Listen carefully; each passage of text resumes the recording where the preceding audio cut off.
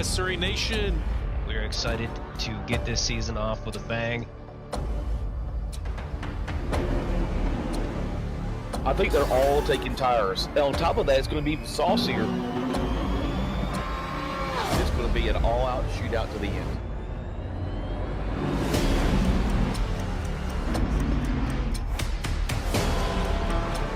He's got line of sight on these guys. I commend you for the bravery getting this close to the diffuser.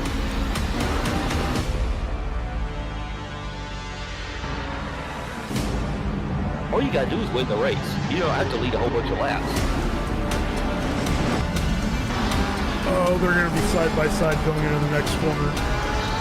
Oh, that's a big contact in the back of the field. Can't stay out there like this. He stayed in it! We're off and away for SRA.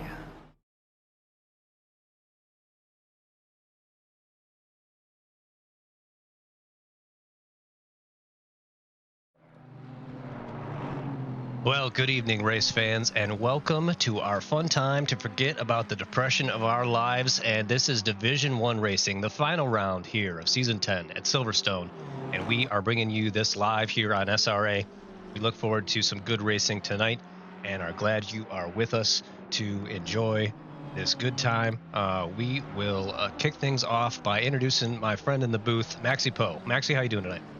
I'm doing incredibly well. I've been playing a lot more ACC lately ever since the Nürburgring came out. I'm sure everybody at home's been playing a lot too, but tonight it is Silverstone. Classic British track. Classic British track. We will get started by taking a look at this track.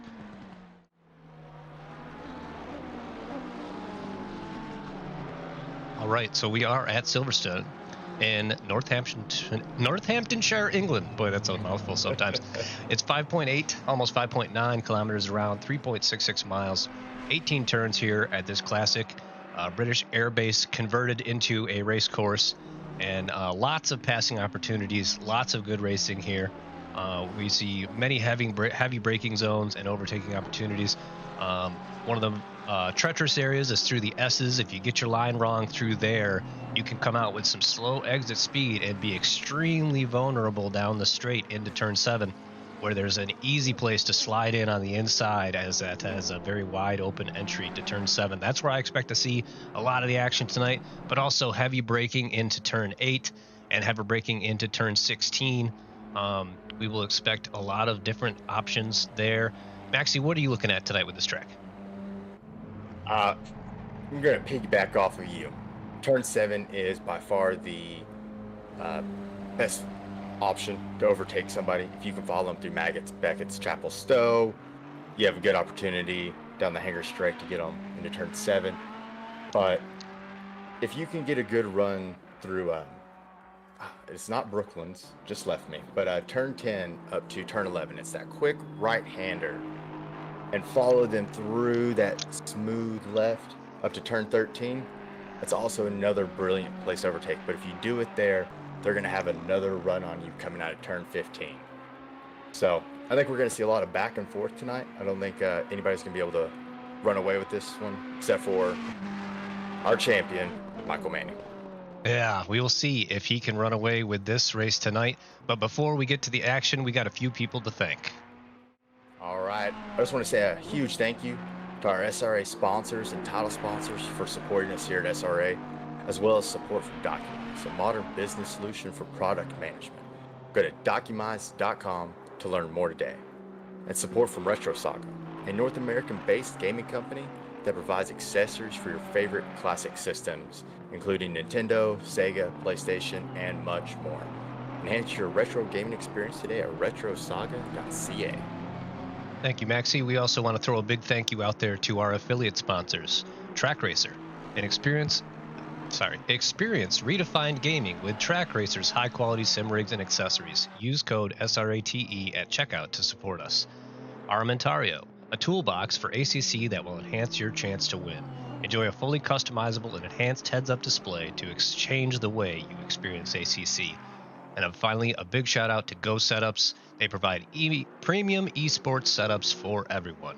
use our affiliate link in our Discord and take your drive to the next level. All right, with that out of the way, let's take a look at our standings going into our final round here of Season 10. As we talked about, Michael Manning, big time out front, pretty much untouchable at this point. Not pretty much. He is untouchable at this point. He is your Division 1 SRA championship for Season 10. Congratulations to him. His teammate finished in second place behind him, Mr. Sir. Those guys were so strong in that BMW this season. Congrats to both of them for a great season. But Jeff Spangler could take that second place away from him. Still a close battle there. It's pretty much the battle for second place. There's a pretty close fight for all those guys. Anybody in the top 5 could still come away with that tonight, depending on the race results. And Maxie, I'm pretty sure we have a tight fight still here in the silver category. Andrew Wilson would have to have a terrible outing tonight to lose the silver championship. He'd pretty much have to DNF tonight to lose the championship, and that would involve Austin Carpenter winning overall tonight to get that 100 points to overcome the deficit. However, it's a battle for second place in silver, just like in gold. Those guys are separated by about 10 points, so that's a few positions. Things kind of shake out towards the last race of the season, and everyone's just looking to get it across the finishing line. But I think these silver drivers, as always, are going to give us a great midfield battle tonight. That's right. And then taking a quick look at our team standings, as we talked about, Michael Manning and Mr. Sir both having a very, very strong season. Madhouse XCM, Max Schnell just crushed it this season and took the team championship home big time. I mean, they're well out front. There is a battle for second place again, though, for Pillars Racing and Madhouse Racing there, with the delinquent road hazards on top right now. But where's our money SRO? Only 5 points behind and looking to take that second place away this evening. And with that, we are going to get you over to the race action, and we will get some cars on the racetrack for you. As always, Fazli Majid leading these silver drivers out for their first laps here. I'm expecting to see 159s on their first laps. We might get down into the 157s tonight when the gold drivers get onto the track. As you can see, the track status is already optimum, but boy, is it toasty out there. 26 degrees Celsius. So for us Americans, that's having to do math here. That's about 80 degrees, 85 degrees. So these tires are going to be screaming for help. No doubt, no doubt. They will be working those tires hard. Right now, they're out there getting their warm-up laps in. And as you said, we see Fazli Majid warming up those tires, getting ready for his first hot lap. As I'm going to try not to be too confused here, because there's so many places, different places, that the start-finish line can be on this track at this point. I get confused as to which configuration we're racing on tonight. But I'll just try to keep an eye on the track map and remember, yeah, that's where the start-finish line is, which Fazli Majid is approaching now quickly through the final couple of corners, and we will get his first actual lap time out of the way.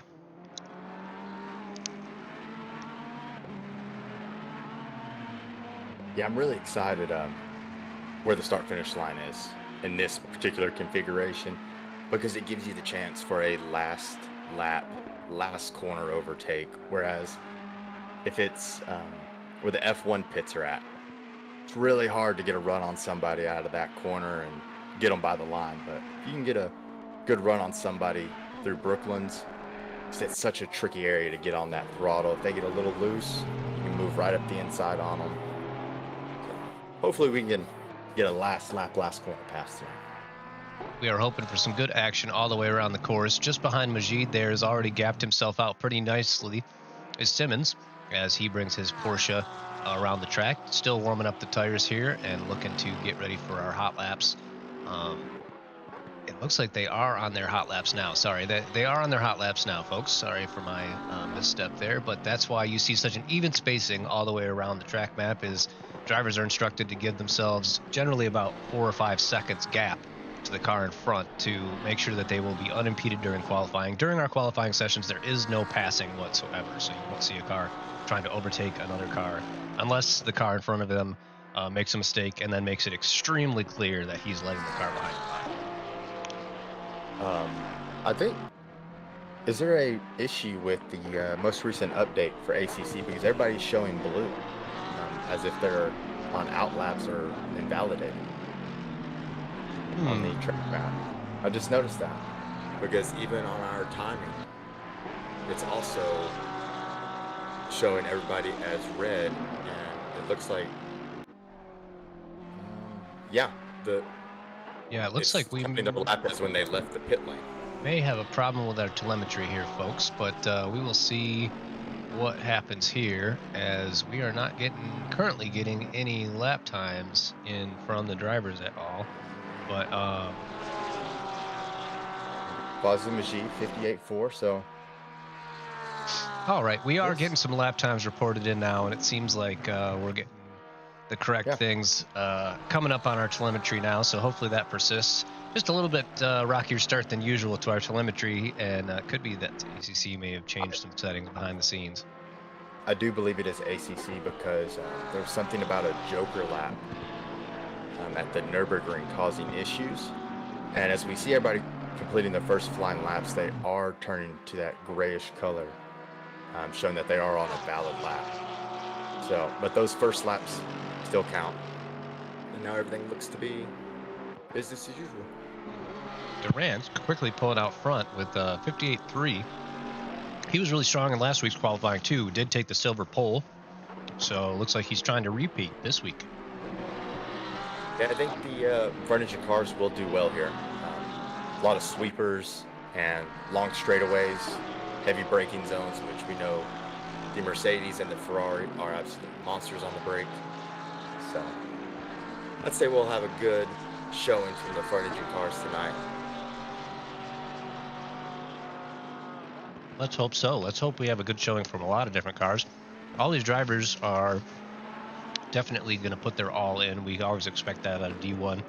And we currently have 27 drivers connected to our server tonight and are looking forward to seeing all of them do the best they can around every single lap, which they always do.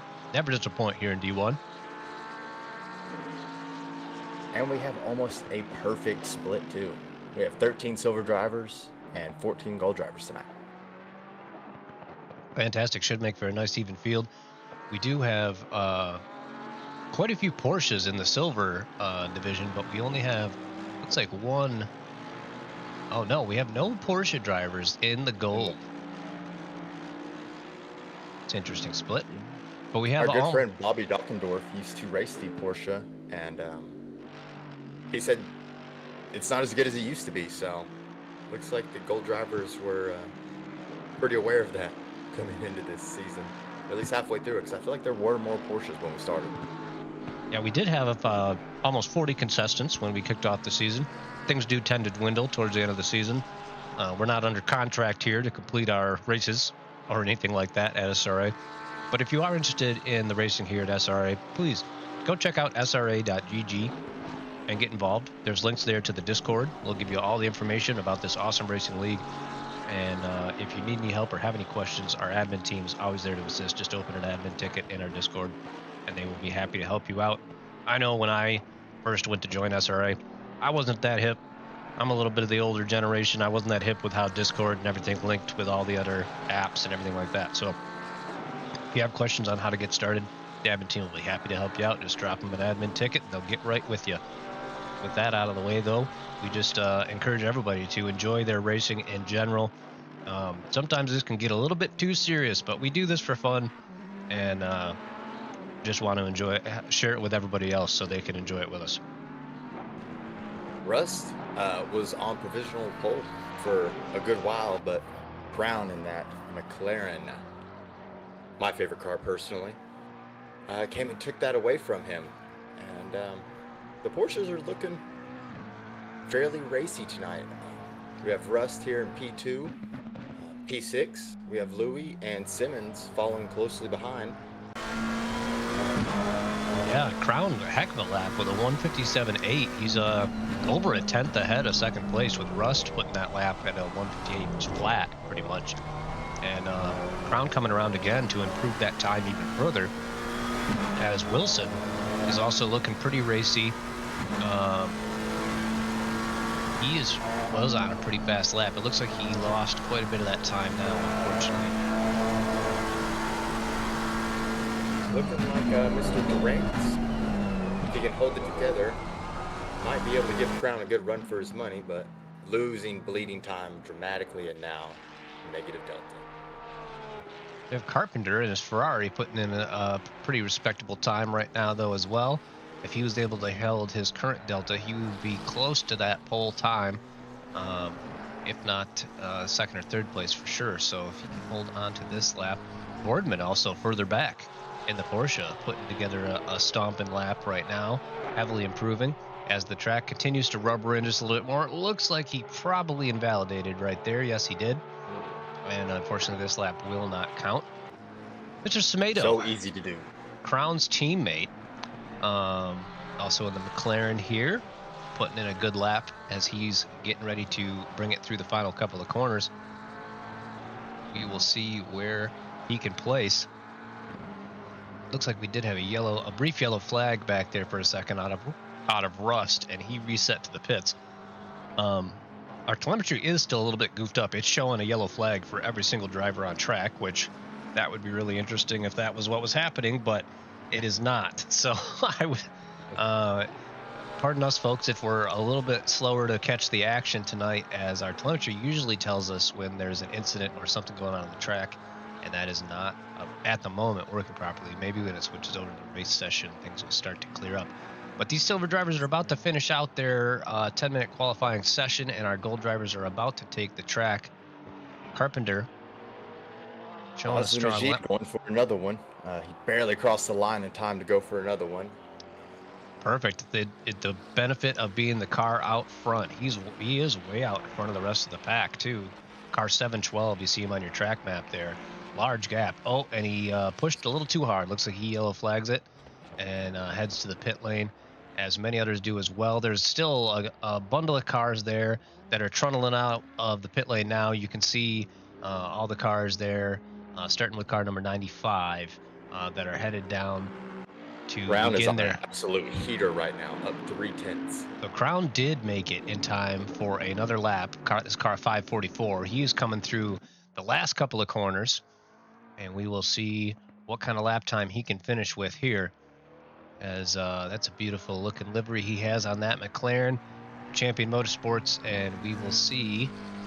He comes to the line. He's already in silver pole, but it's possible, yeah, he'll put himself even further ahead of all the silver drivers, because gold drivers are basically going to now qualify between him and Rust. So that will just give him some extra protection from losing P1 out of silver. I honestly think that's going to be good for, at the very least, a top 10. I've seen very, very few 56s around here.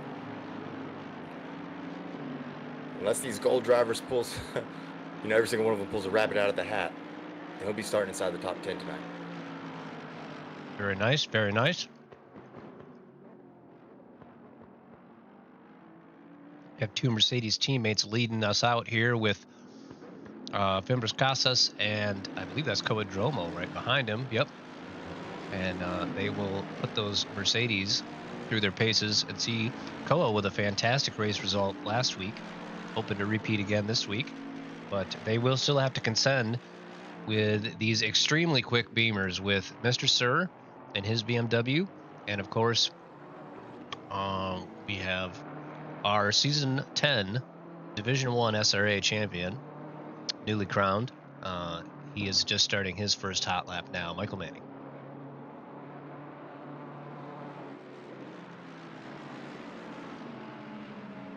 What does the chat think Mr. Manning's opening lap is going to be? We got a shout out for Marecki in the chat, but yeah, what we got bets on the lap time? Are we going sub current top lap time? 57 out of the box is pretty quick.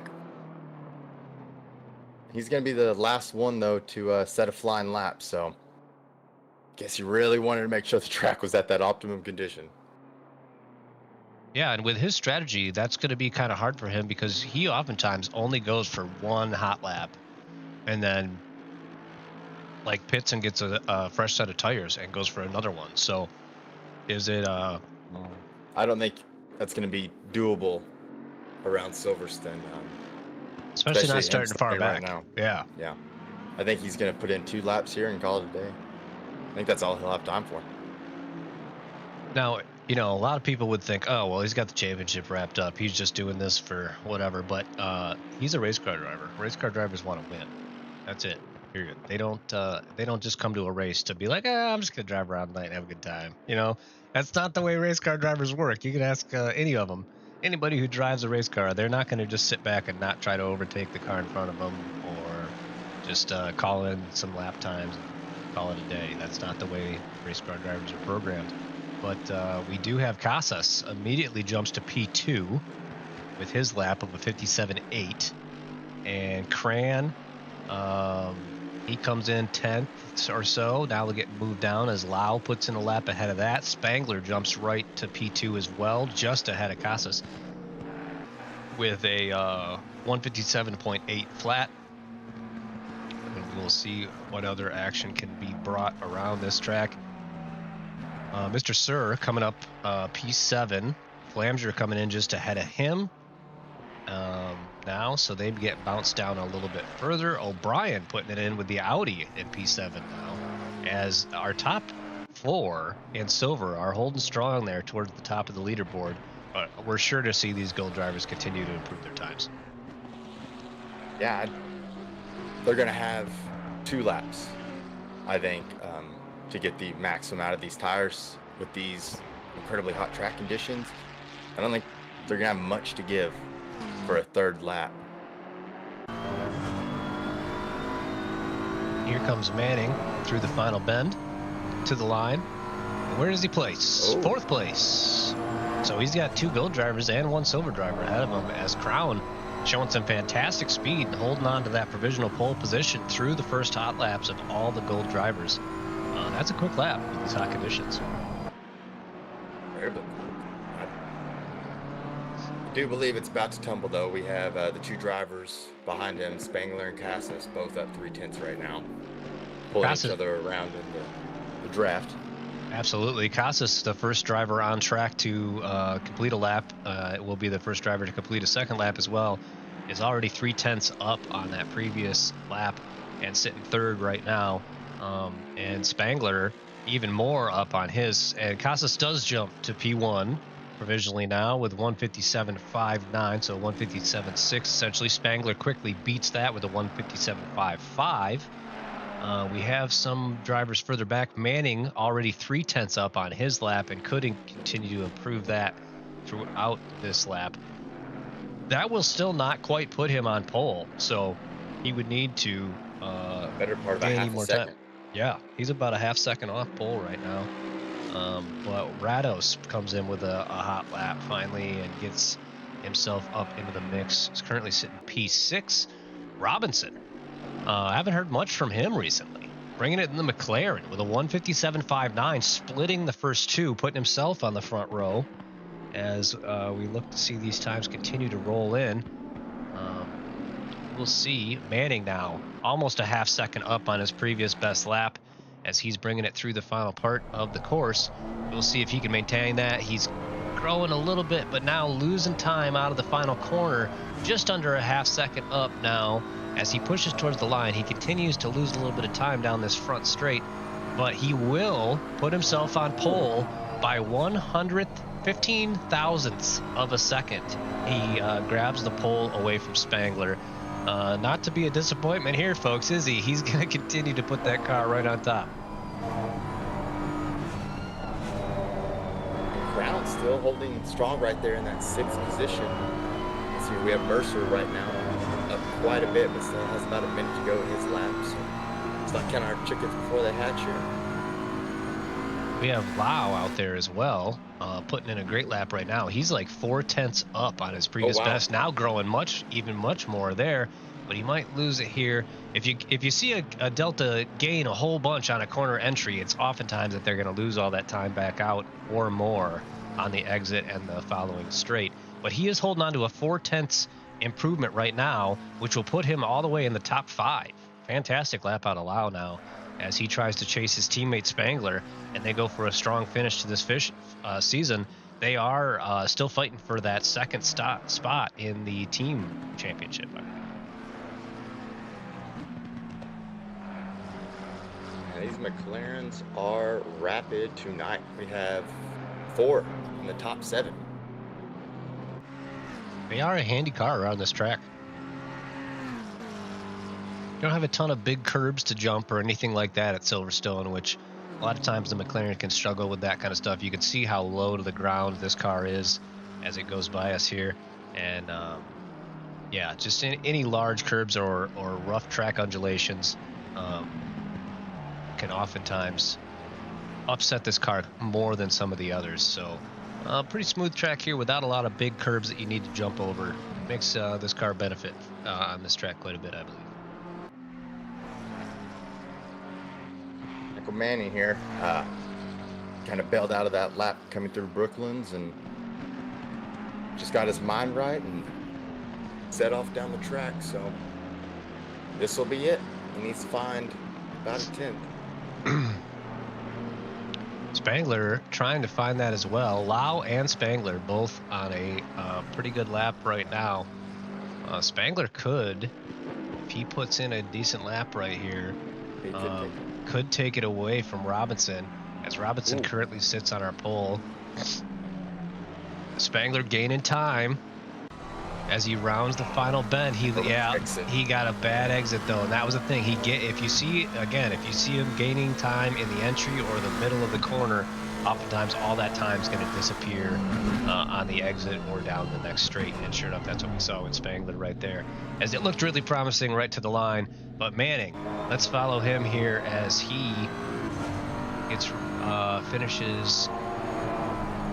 No, he's coming through the fast right-hander through the sweeping left end. Yeah, sorry. There another time I got confused as to where the heck is the start-finish line on this track. But he does have a few more corners to go, and we will see. He is holding on to about a 10th gain right now. There's a little bit of that as he's coming onto the straight here. See if he can have a good final sequence of corners. If he can, he still wants that pole position, folks. Don't get it twisted. This guy is not here just to phone in this race. Ooh, little twitch coming out of there. That's going to cost him. Sure enough, he throws it into the grass, and that is the end of our qualifying session. So we do have another pole sitter this week. Travis Robinson putting it on top. Fantastic job out of him with a 157.487. What a great lap. And now we will get ready to do our track walk and see what we can see from there.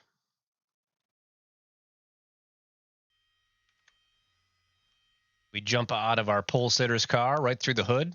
Isn't it magical? It's not a Beamer. It's not a BMW, but that BMW is close behind in second place, and you can be sure he will be trying to take that first place back right off the bat. Maxie, why don't you count him down for us tonight? All right, give me 1 second here. I gotta pull up that stream. Let's go. In pole position tonight, we have Robinson in the McLaren, starting alongside Mr. Manning. Let's see if he can keep him behind him. Starting third tonight, we have Spangler in the McLaren. Starting fourth tonight in the AMG Mercedes, we have Casas. Starting fifth tonight is Kelvin Lau in the McLaren.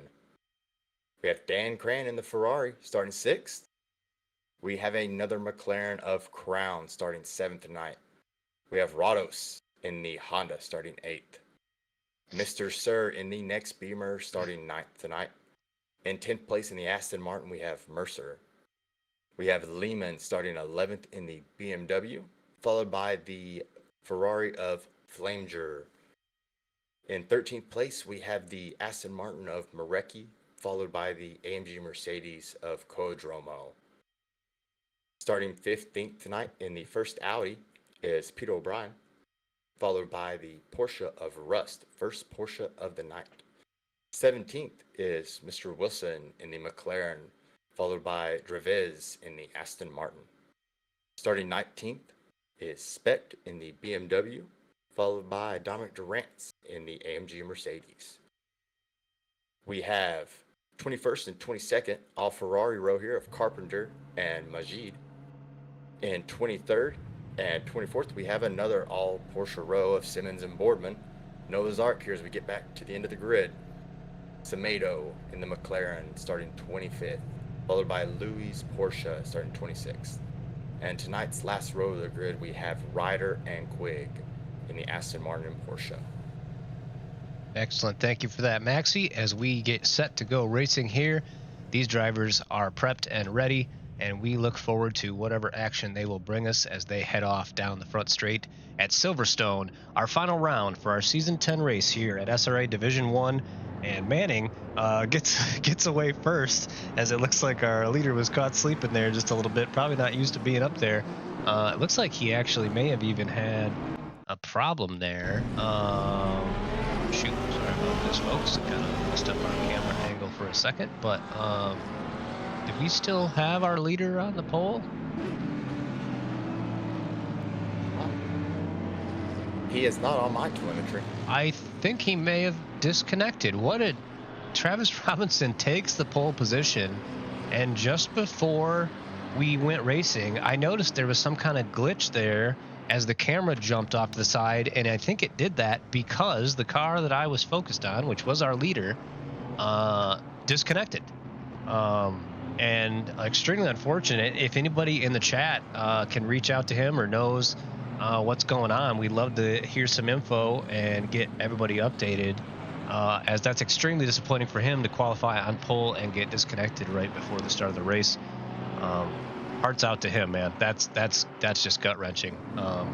Hopefully everything's okay, and he can hopefully join the race at least and still participate for some fun tonight. But that does put Michael Manning back in our pole position to start this race. That was very bizarre. I've seen disconnects before, but never on the grid like that. Rather strange. Al Latufo filling us in saying it's reported as his game crashed. So that's really unfortunate. I know Maxie during our setup, Maxie had some problems with his game crashing as well. So hopefully all that gets sorted out and we don't really have any big issues with game crashing or any other issues like that. But we will continue to do our best to bring you the action and broadcast here, and just see what else this night brings. Already a huge surprise out of the box of our leader falling off, unfortunately. We'll see if he can get reconnected in time to at least start from the pits and not be a lap down. But that could just be, I don't know. It would be hard to start a race from the very back of the grid when you qualified at the very front of the grid. That's definitely heartbreaking. I wouldn't even rejoin. I wouldn't even be able to drive. My eyes would just be nothing but tears. I wouldn't be able to see. Just weeping over your steering wheel. Yes. Well, we Followed see by extreme rage and having to buy a new computer or something. Yeah, might have to buy a new monitor after. Yes. All right, we have Rados here in the lone Honda, sitting P7 as well. We were looking for him to move up as he's following Crown, the silver driver, right in front of him. Now, Crown put in a heck of a qualifying lap, but we will see if he can maintain that as race pace. And we'll continue to monitor that gap as Crown has 1, 2, 3, 4, 5, 6, 7, 8 drivers between him and second place in silver. So we will take a look and see how all that goes, as we'll turn on our picture-in-picture now and get our broadcast map back up so we can hopefully keep an eye on both our leaders and a little bit of the action further back in the pack. And Robinson did rejoin, it looks like, yes. So he's currently listed in P28 instead of P1, unfortunately. And as they form up, we get ready to go racing here at Silverstone for the final race of the season for SRA Season 10, Division 1. And the championship's already decided, but this race sure isn't, folks. And we're glad you're with us tonight to catch all of the action and we will see how many of these cars will survive to the finish tonight. Hopefully all of them. Hopefully you see some good racing.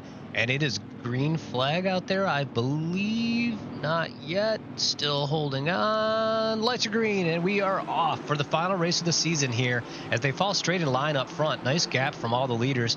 Nobody really racing into turn 1 as there's tough spots to take. Okay, but we do have a race back for P5 as Dan Cran alongside of Kevin Lau. And he does take that position away from him, or I think Lau was trying to take it from him, and he held on to it. But they are sorted out one at a time now as they go finish through the S's and down, headed towards the farther end of the circuit. We see everybody pretty much sorting in line. No major yellow flags popping on my telemetry. But again, apologies, folks. It looks like there's some kind of problem with the telemetry, and we cannot see whether there's an actual yellow flag on a car or not tonight. So bear with us as we try to keep an eye on the action. I'm watching further down the grid, and nobody's gone off track. Everybody's been absolutely perfect tonight. I don't even think I've seen doors banging yet. Very respectful racing. There's some door banging as we go through this tight chicane area. Yeah, we had three Porsches getting together, and then it looks like a Ferrari or an Aston Martin off to the side there. Rados in the Honda dropping through the order quickly here. Something must have happened to him, as we will try to go back and catch that. We have Crown also off coming through. Oh, yep. Him and Crown got together right there, and they both end up leaving the track. And it looks like Rados might be rejoining. Yep. So that was a pretty far excursion for him. Unfortunately, moved him down quite a bit. So he will be charging back through the field. And then, of course, we have Robinson at the back of the field as well. Will be on a big charge, probably driving through some pretty heavy rage right now. So watch for him moving through the field. We have the teammates sadly running at 27th and 28th right now. Crown and, no, excuse me, Robinson is not Crown's teammate. I spoke to him.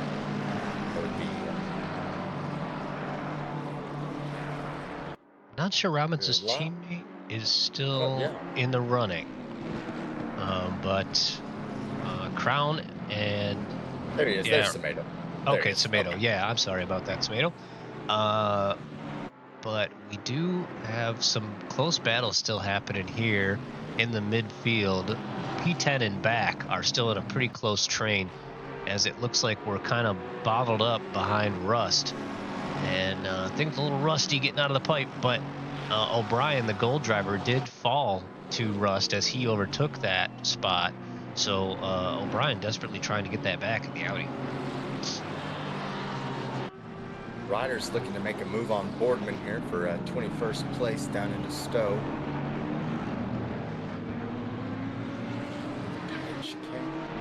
And Rados completely blew the braking there. Almost looked like he got into the back of Quigg. I'm not sure if Quigg tried to take some avoiding action and lost the rear end, but Rados. Oh no.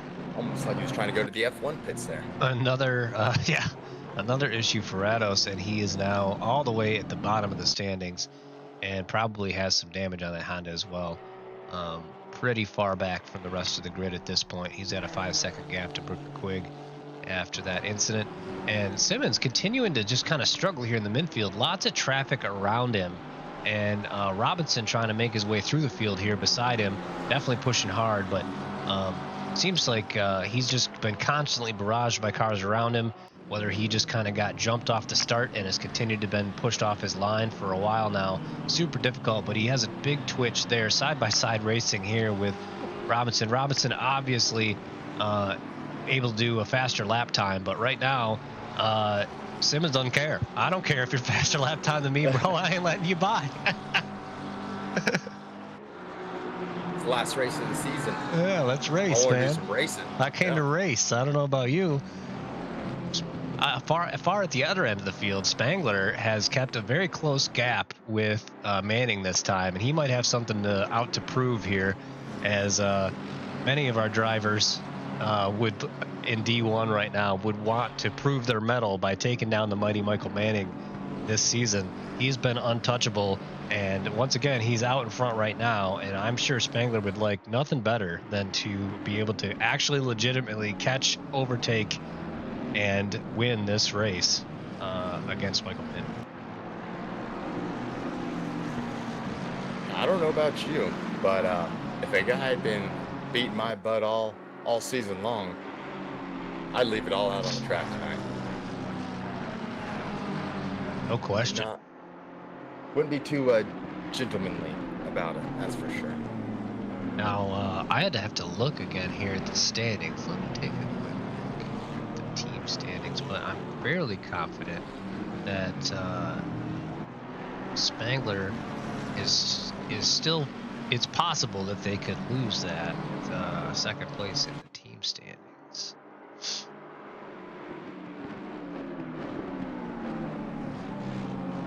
Yeah, it's still a very close fight between them and Coadromo and Casas. So Delinquent Road Hazards with Kevin Lau and Jeff Spangler need to have a good finish tonight to hold on to P2 in the Drivers' Championship. So, or sorry, in the Team Championship for Division 1. As we said, Position 1's completely untouchable at this point, but that P2 is a close battle between Pillars Racing and Madhouse Racing. And those Mercedes didn't qualify as high as they hoped, but we do have Casas right there behind Spangler. So that story is also on the line here, as Casas would like nothing better as he chases Spangler here. He would like nothing better for him and Manning up there to start battling, and he'd come by and sweep by both of them. And we have Lau, who is Spangler's teammate, all over the back of Cran as they head down to Stowe.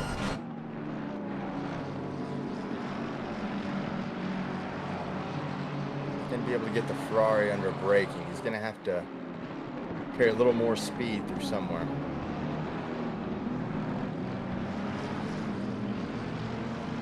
Where is the other teammate in the mix here? We should have Coadromo somewhere, 13th sitting right now. I'm sure he would love to move up. He's kind of caught in this midfield train that is bottled up behind some silver class drivers, as he wishes, I'm sure, that he could have qualified a little bit further up. As we jump on board with Coadromo, fantastic finish last week, and I'm sure is regret not being able to put in quite as quick of a qualifying time, as he is definitely losing time behind some of these drivers here, as it looks like there's lots of different lines being taken as people hunt for a space on this track. Very tricky through the S's there, as just if you get a bad exit out of there, and it's so easy to just get out of sequence part way through those S's, and then you get a bad exit and you just lose so much time on the street. It actually looks like it's O'Brien in the Audi who is the bottleneck currently. He has a almost 5-second gap to 8th place, but everybody behind O'Brien,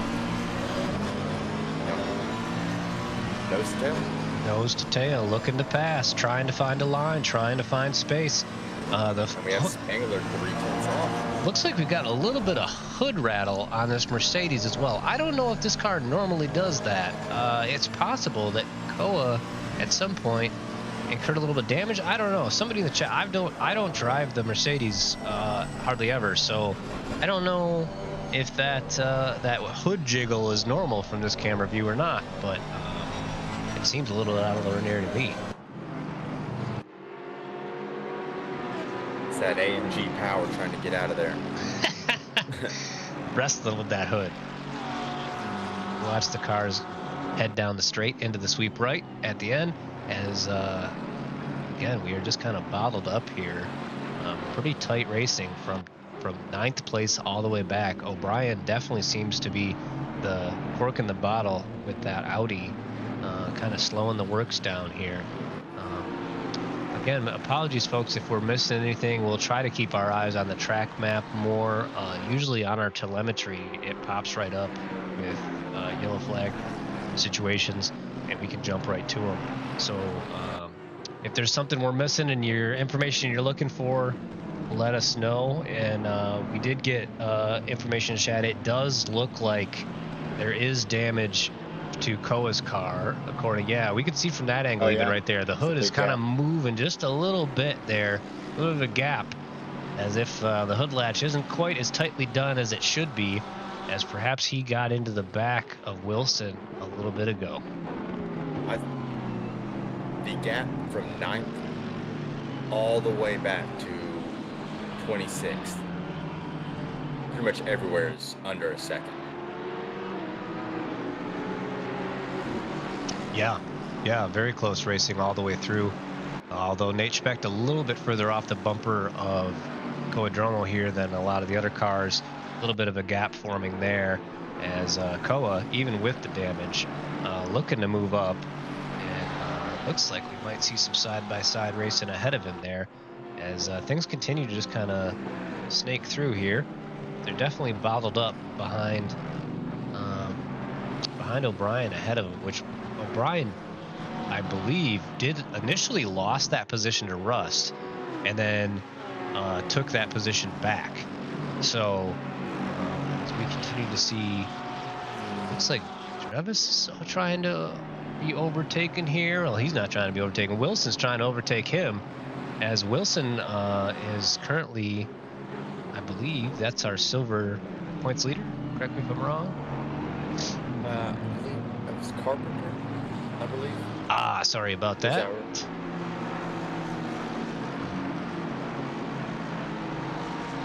Yeah, Drivers' Championship standings, it looks currently like...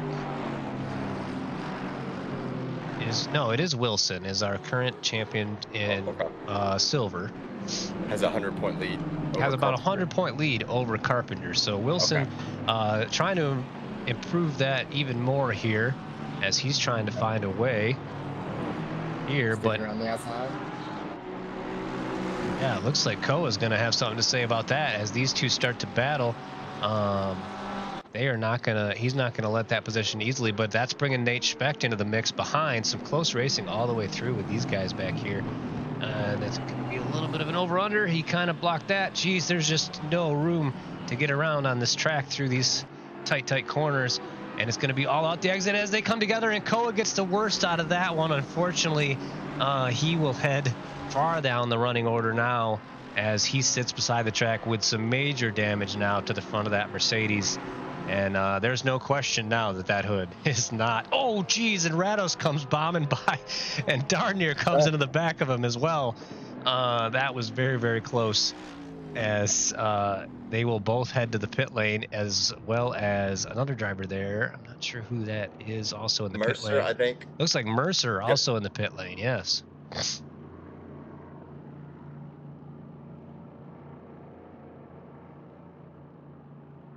As they sort that out, we'll take a quick look back out front as Casas has closed this gap as his teammate struggles back there. Casas looking to hold the flag for the team here, trying to take P2 away from Spangler, as Spangler's looking like he might be kind of getting even held up by Manning at this point. There's places where that gap gets extremely small between Spangler and Manning as they fight for position up here. You see Spangler really chucks it into that corner right there to try to get the maximum speed on the exit.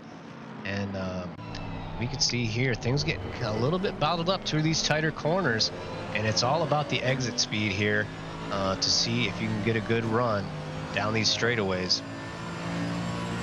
As we come into the final parts of the lap, Manning continues to maintain that lead, but by less than half a second, and Casas now bringing it down to under a half a second to Spangler. We have Rust all over O'Brien. Just cannot answer that Audi speed on the straights. Everywhere else, that Porsche is just all over the back of O'Brien. They get it to a straightaway, and that gap just grows up to about 8 tenths. That's enough to keep Rust behind for the twisted bits. Jump back to this battle here with Specht now chasing down Drevis as Coadromo has been eliminated from that mix, and he's much farther down the field. But if I know him, he will continue to drive the rest of this race out as he's a proper sport like that. He did find himself a nice little gap there between the front group and the back group when he did come back out of the pit lane. So he's sandwiched right there between our lead pack and the rest of the pack, and has himself some racing room as he just continues to complete his laps in this race. like Robinson just got around Ryder. I'm not sure if that was made off track or what exactly. Oh, whoa, and Robinson has a big moment just as we switch to him. Wow, he had gotten around Ryder, sure enough, and then just as we switch the camera over to him, commentators cursed before we even said his name, really. Yeah, he gets wide after doing that overtake. When he comes back on the track there, he's offline, and he has to kind of watch out. He doesn't want to just jump back, and sure enough, gets loose in the grass and goes wide and into the wall. And boy, it's just insult to injury on his night tonight, as he qualified on pole, is now trying to fight from the back, and then has an incident like that while trying to overtake. I'm sure that's extremely frustrating. Mad props to him that he's continuing in this race right now. And up front, we got Spangler looking to overtake for the lead. He's going to dive to the inside. Oh, Manning positions that car well and maintains his speed through the corner. Let's see if Spangler can get the over-under done onto the front straight. He's got some great exit speed compared to that Beamer. And as they are going down the front straight into the fast right-hander, we could see, Manning positioning that car defensively so well, not leaving him any room to find a line around him. As we continue to see Spangler just have more speed than Manning around numerous places in this track. He's not done yet. They're going to go side by side through the S's. I think he'll try it down into Stowe. I really do. Didn't get a good exit. Yeah, kind of a larger gap at this point, but this has brought Casas right back into the mix here as all three of them head down the straight. We will see going into this. Nope, Spangler not tight enough there to try to move to the inside. We'll see next lap around if he can get it up beside him again here, but Manning seeming to not have quite the pace differential here at Silverstone as he did for the rest of the season. Maybe backed off a little bit in practice this week, as he knew it wasn't quite as vital to dominate this race. But man, from what he said in the interviews, he's just really enjoying that BMW right now, just really enjoying driving it, really enjoying the sim in general. So I don't think it would be a back off in practice that would really be causing this issue. It may just be the McLaren is a strong car here at Silverstone. And I didn't do any running around Silverstone since the update, but around the Nürburgring, there was a damper update, and I went ahead and did the meta setups where you min-max the bump and rebound, and the car feels very unstable that way. It feels like you definitely want to have the tires be able to rebound. That's a completely different track. There's a lot of crests, large bumps, so that could be an outlier, or they might have fixed the sim. Not completely sure, but that could be Manning's issue tonight, because when we interviewed him last week, he said he was still doing the min-max setups. It's true. That could be the thing.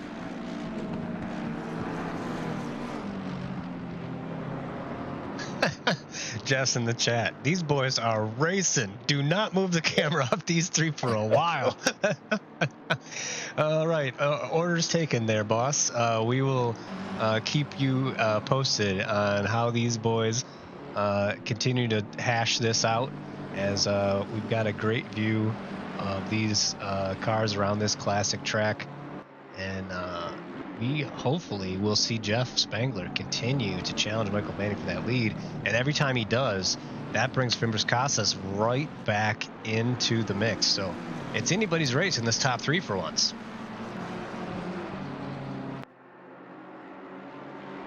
Yeah, I mean, we have a 2.5 second gap. It's edging closer to 3 now, back to 5th place. This is the tightest field I think we might have seen all season. Yeah, at least in the top 10 for sure. We've always had a tight midfield here in D1, but we've seen the top 10 really start to space out a lot of times, and not tonight.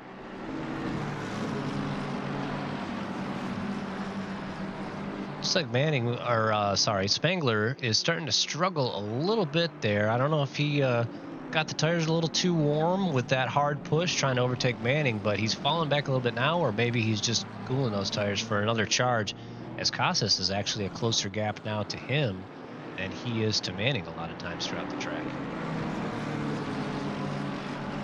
Rather interestingly, we had 27 drivers start this race.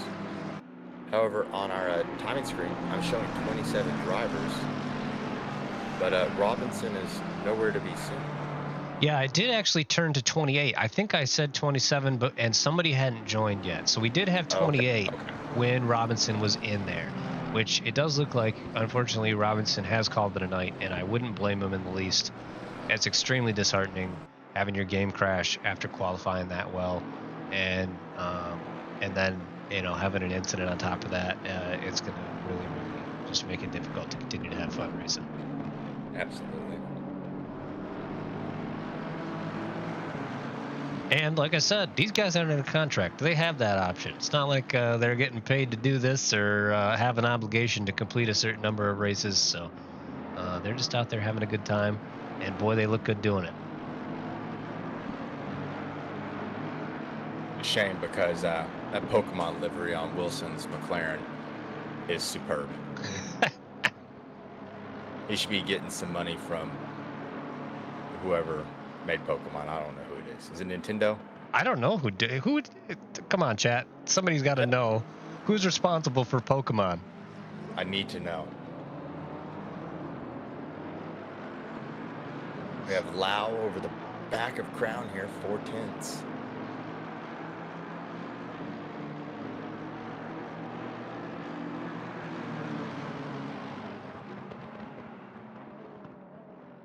Looks like Durant's just lost a spot to Rados. Rados trying to make his way back through the field still, as they're at the very back. But Durant's, I think he had an incident at some point too. Again, sorry that we really can't are having trouble keeping track of who's doing what. But it looks like Casas does decide to dive to the pit lane. Maybe possibly trying a little bit of an undercut on these leaders here, as he might felt like he was getting slowed down in a couple of spots around here, and we will see what that brings. We will keep an eye on where he comes back out, if he gets some clear air, or if he's going to looking like he'll have some clear air.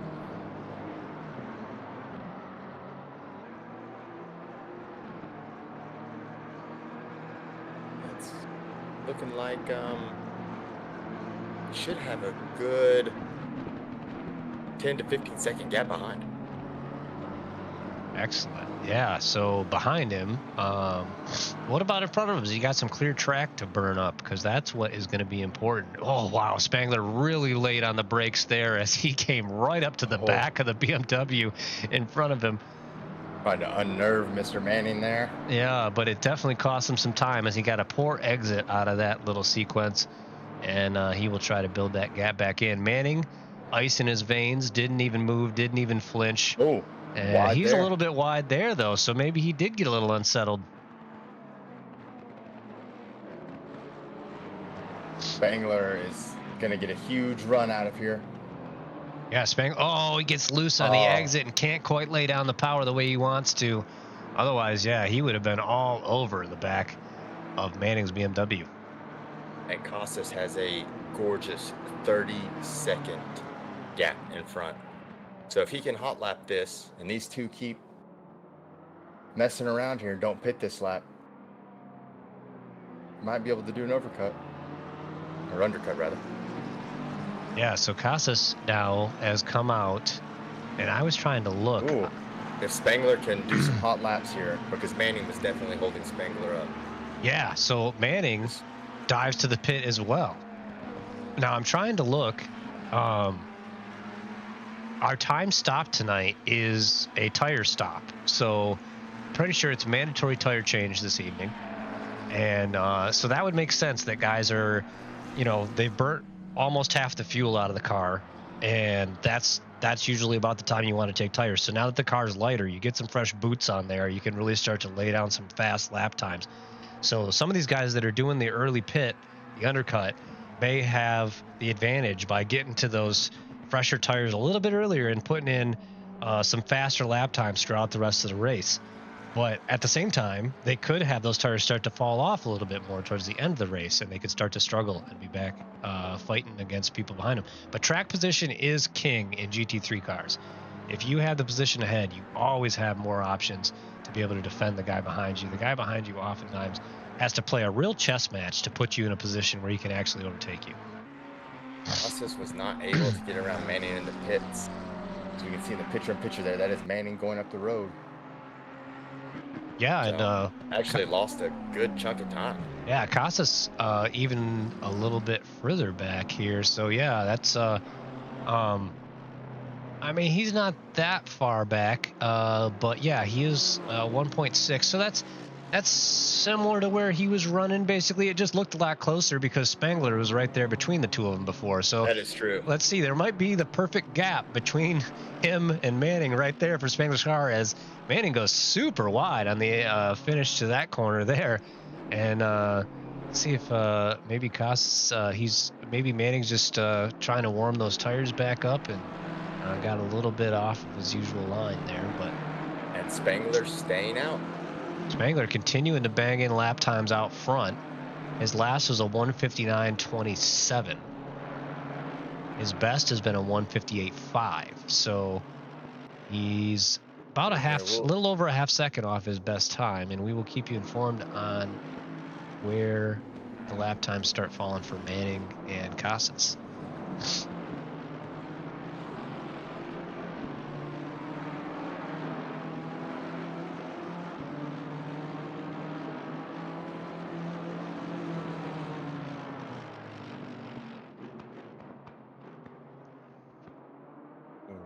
Let's see here. I'm showing a 2:03.9 for Manning, but that is because he had slowed down for the pits. That is not an accurate time currently. Fastest lap of the race. A 1:58 lap. Very nice lap. Yeah, as he tries to. He was inspired when he saw Manning come back out in front of him, I think, there on the cold tires, thinking, you know what, he's still got to warm those up for a lap. I might have a shot right here. And he went for it, and it paid off. Fast lap, but hopefully he didn't damage those fresh boots of his. Raining is a real phenomenon. If you push those tires a little too hard when they're hot or cold, they'll kind of start to pill up like an eraser. Oof. And they will never recover. Wilson having to take avoiding action as he brakes late, trying to overtake Rust here. Had to just kind of turn the wrong way to enter the corner there for a second to keep from going in the back of Rust's Porsche, and now that's Spangler into the pits. All right, so Spangler does bring his car into the pit as well. That's the only time the yellow flag turns off on our telemetry that we use right now, is when somebody enters the pit lane. So otherwise, everybody's under caution the whole time out on the track. If he can nail this pit stop, he might be able to squeeze in between Manning and Casas, but I don't think he's going to be able to maintain the lead. The gap was about 57 seconds, and our best pit time has been a 58-second lap, or 58-second stop. Yeah, actual time lost in the pit lane is 58 seconds at its best. Casas actually did lose a couple extra seconds stopped, so he did possibly miss his box a little bit, and that's where we saw that gap widen just a little bit between him and Manning. But he made up for it with that fast outlap. Streaking by any moment now. Yeah, here's Manning on the front straight, and does put in the fastest lap of the race with a 1:58.06. Spangler loses both positions. Oh, Spangler comes out behind both of them. We're just not good enough. While he had that free air. Those fresh boots on lower fuel let Manning and Casas just put in some fantastic fast lap times there. They're running right at the bottom of the 1:58 range. Casas puts in a second lap in that same range, and yeah. So they're basically were a second or so, maybe even closer to 2 seconds faster every lap that Spangler stayed out there extra. And that was enough. So Spangler falls to third, basically, in our actual order, as we still only have 4 cars at the top who have not pitted, but they will also be required to take tires, so they will be in the pit lane for almost a minute. They will lose almost a minute of race time. And we see Dan Cran out there currently as your leader, but it looks like he is pitting now. Brian, I'm afraid, is probably gonna. Oh, Brian's gonna pit as well. Fall back quite a bit. Yeah, he's gonna be back in towards 20th position, I believe. Yeah. All those people he was holding up, they went ahead and pitted, and it looks like they were able to run some really strong lap times. But we will see. So here we have Manning leading Casas. Spangler not as close behind as he was before, as we can hopefully get a little bit of a view of the gap. Yeah, the helicam's not even catching those two. He's almost a full 3 seconds back from Casas now. And most importantly, out of that draft. Yeah, the GT3 cars don't have a ton of draft, but it is definitely, if you got a couple of cars grouped together, it's a noticeable difference throughout an entire lap.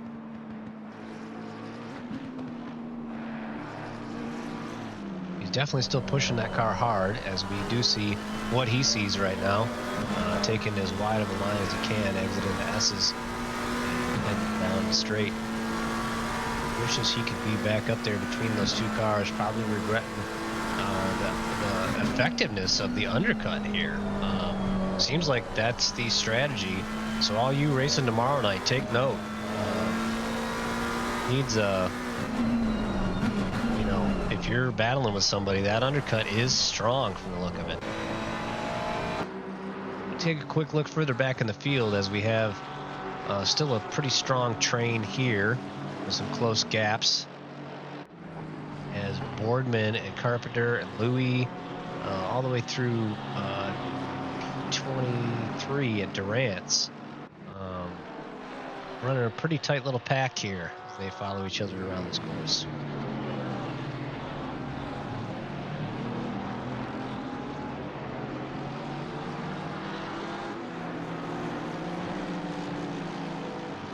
Durant qualified on pole last week, not quite as strong of a showing this week with that Mercedes, but still holding down 23rd spot at the moment.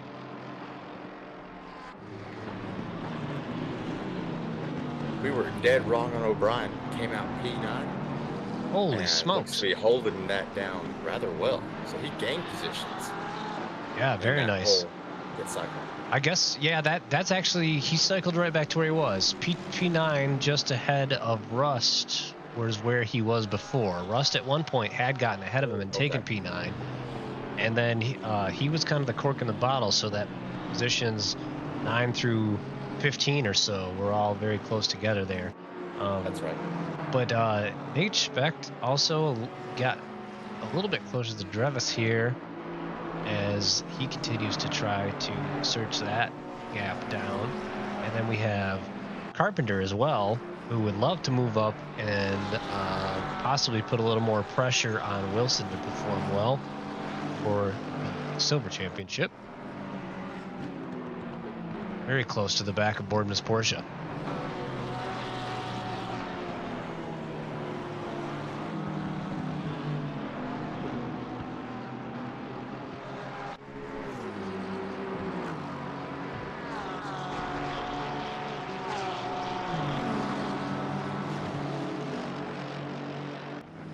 Out front, Diego Casas still hunting down P1. Trying to keep Manning on his toes, and he's keeping that gap at less than half a second. Spangler seemed to struggle pretty much ever since the pit stop. That gap is up to over 3 seconds now to P3, and yeah, he seems to, now that he's not right in that heat of the battle of that front group, not be able to maintain the same lap times that they are. Although his last lap time was pretty comparable, but still a couple of tenths off. So still losing time to these guys. But Casas, a faster lap than Manning last time around, and that gap is down to less than half a second, as I said. If these two get into a tussle here, Spangler will be right back up to him, but 58.2s. So Spangler making up a little bit of time, only a 10th that lap. Geez, this lap times are so tight up front. We got Manning with a 58.2 flat, Casas with a 58.22, and Spangler with a 58.14. And then right behind that, Mr. Sir making huge gains here. It was mentioned in the chat earlier, but holy smokes. Through the pit stops, he's jumped up to P4. That is a huge, huge jump from where he qualified. So he's up 4 net positions now total in the race. So he's had a fantastic race so far, keeping it clean, putting in good lap times. And he could, you know, depending on how things shake out here, start closing that gap down to Spangler. And we could have a 4-person battle, depending on how much Casas and Manning want to start battling it out there at P1. The gap is getting closer and closer, down to 2.5 seconds. I would love to see a 4-way battle here for the last race of the season, send everybody out on a high. Casas went deep in a different line on that corner and almost looked like he was going to go into the back of Manning there for a split second, and that would have been tragedy to end the first position battle for this race. That would have been just heartbreaking for everybody except Spangler, as he would have assumed the lead of this race.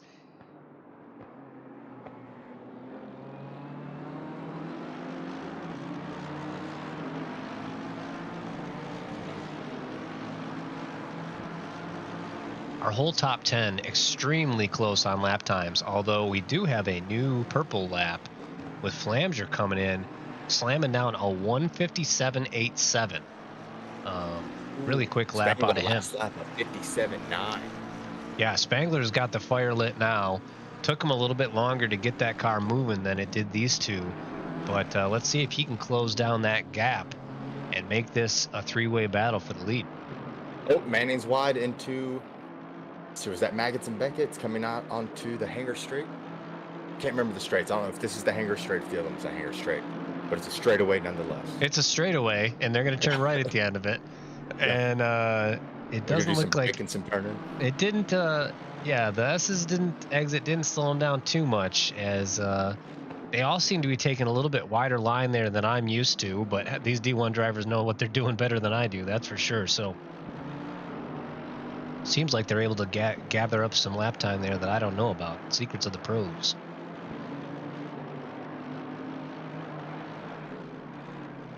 And we watch them every week. What's our excuse for not putting in these lap times? Watching is not doing. That's my excuse every time. Those who can't do commentate. There it is. There it is. That's why we're here in the booth, folks.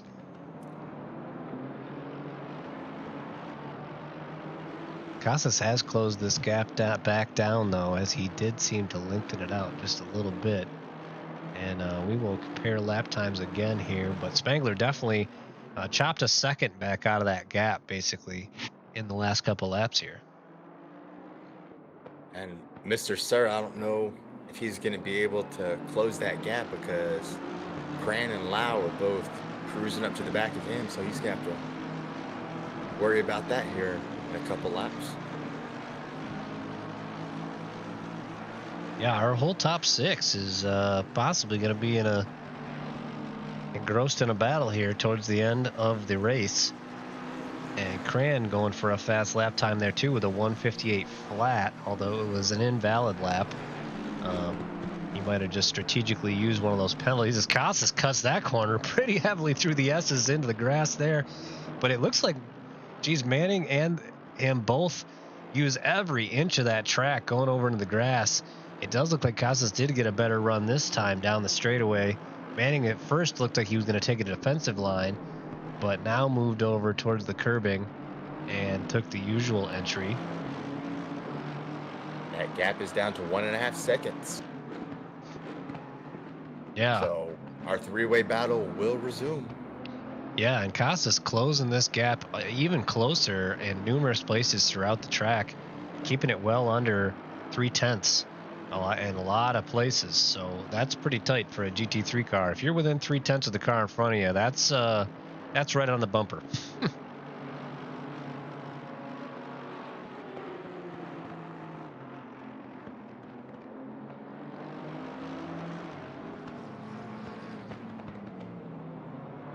It's a great turn in through there. Yeah. See if he can maintain this speed here down this straightaway. It seems like the BMW still has a slightly better straightaway speed than that Mercedes in some places, but man, under the braking, that Mercedes is able to gobble up some of that gap on just about every single one of these corners. Jump on board with Costas. Is gonna have to really send a fake down.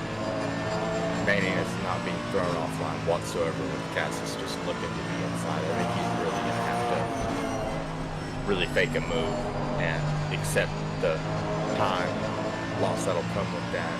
Hopes that it might throw Manning off. The man with ice in his veins who has finished first place in every race this season except one. And is this going to be another one? Is he going to go 7 out of 8 races with winning and technically pole position as well? Because I don't know, like, does it count? Does Robinson still get credit for getting the pole? I think when qualifying ends, okay, whoever was on pole then. I don't know if it's whoever leads like the... Yeah, because when the race actually started, Robinson was not in the pole position. But, yeah, that would be an interesting one as far as how the points come out from that. But either way, Manning was right there in second place. So, and now, when it counts, he's in the lead of the race.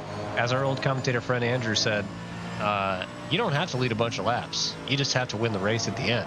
It doesn't matter how long you're out front. It matters that you're out front at the end. We got Dan Cran back. So there's another car make all over the back of a BMW a little further back as Dan Cran and his Ferrari, another fat car that can gain a ton of time on the brakes here. The Ferrari putting major pressure on Mr. Sir as he breaks later into that corner and will probably get a better exit here too as he kind of takes a wider exit line. He could have a little bit of a run on Mr. Sir down this straightaway. But boy, whatever setup Sir and Manning have been using all season, they have just been able to extract so much speed out of that BMW on the straights and just have such fantastic control with it through the corners. These guys have been pretty untouchable. I don't think I've actually seen like a legitimate overtake from another car on them all season long. They've just been super strong with those BMWs. And our three-way battle has recommenced. You could throw a blanket over them now, covered by 1 second from first to third. Absolutely. Yeah, we do have Spangler has closed that gap. So Spangler able to put in some rapid pace as Casas and Manning probably playing a little bit of mind games, a little bit of cat and mouse up there, kind of slowed down their optimum lap times. And back there, Spangler, at one point leading this race after those other two had pitted, has got to just be feeling that in his veins, just like, no, I want to be back out front. So he's been extracting lap time as you see him catch heavily under braking right there. The McLaren, not a very strong car under braking, so impressive that he was able to close that gap down as much as he was right there.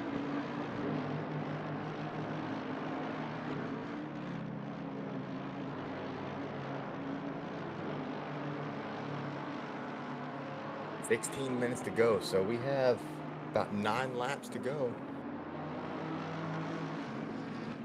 And it looks like Fazli Majid has gotten around Rust. And Codromo around, well, actually, Spect is in the pits. I thought he had already pitted. Oh, perhaps he had some sort of issue, because I was pretty sure our entire field had pitted. Yeah. Spect and Crown both are in the pits, but Crown has been there for 3.5 minutes, so that sounds like an accident. Extremely close gap now between the top three as Random Brandon chimes in the chat that in his opinion, polls whoever got first in quali, and I would agree with that. When the quali session ends, that person has won qualifying, and so that would be Travis Robinson's poll. Oh boy, Casas gets wide there. Did he touch the grass or anything on the outside? These guys, with as hard as they're pushing, they may have to start taking some concession for watching out for those track cut warnings too, because these track cut warnings through the S's and the entries of that right there, they're no joke. You can end up racking up quite a bit of your track cut warning penalties, and you end up with a drive-through penalty. That ends your race real quick, especially if you're one of the drivers battling for the top position. Silky Tulip, thanks for the encouragement in the chat. We'll leave that one unspoken on the broadcast, but thanks for joining us tonight. So True Bailey chiming in that Specht got hit and received some damage that he had to go in and repair. So. Okay. And we have Boardman. What? Let's see here. Went to the pits and has called it a night potentially. He's dropping off and reappearing on my telemetry here. I noticed earlier he was having some disconnect issues as well, though, so he might just be having some connection issues, and hopefully that's not rearing its head worse than that. But Casas. I really think he needs to send it right there, even if it's illegitimate. Manning, terrible through Brooklands. Hey, we got the actual Sim Racing Alliance in our chat tonight, and it's been a wild time here as our top three continue to battle it out, and you're gonna see who comes up on top right now. Manning hold down position. Casas gets a little bit out of position. I think he might be on his last track cut. He was extremely careful through that corner, and Spangler was all over the back of him, and last lap he got wide there, and that might have been his third warning. So this battle's starting to get a little bit more dicey for him. If he gets one more track cut, he can kiss P2, P3, P4, and P5. I mean, all the way back. He's at that whole group we can see in the background of our picture there. He's going to be behind them.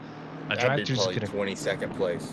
Yeah, it's going to be a costly drive-through, as Spangler now hunts for a way around him so he can go chase down Manning, and he's just seeing that time slip away up front. That's super. It's got to be so hard, as he wishes he could be just pressing the back bumper of the leader. And Casas might get back up there, as Manning has a little bit of a wiggle coming through those corners there. Worth noting as well is Spangler is going to have 2 lap fresher tires. So that is true. Really push them.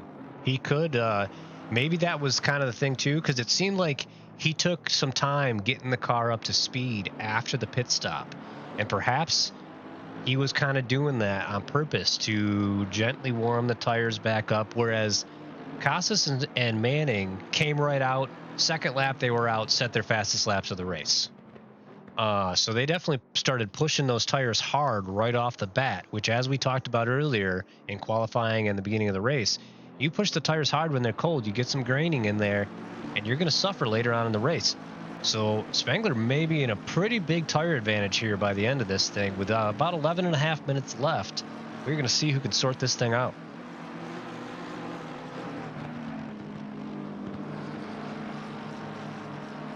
We got a vote to kick Sim Racing Alliance out of his own channel, I think, is what's happening right there.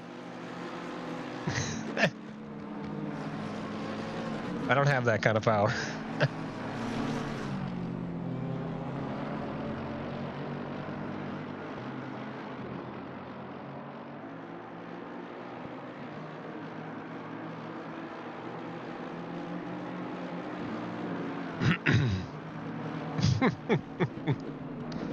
We are having fun in the chat tonight, guys. Thanks to everybody for coming in and joining this evening. It's been a great season. Oh no, Casas gets off in the outside there, and we will take a look back at that.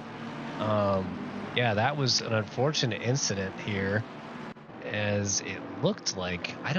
Did Spangler get into the back of him here? Sure enough, Spangler was late on the brakes and gave him a tap from the rear. And that's just an extremely unfortunate thing. Casas' blood has got to be boiling right now as he's run a very, very good race. And that cost him quite a few positions as he falls down to P7. I'm not sure in 6 laps. I mean, he would have to be a second a lap quicker than Manning. I don't. So now he finds himself behind a similar liveried McLaren.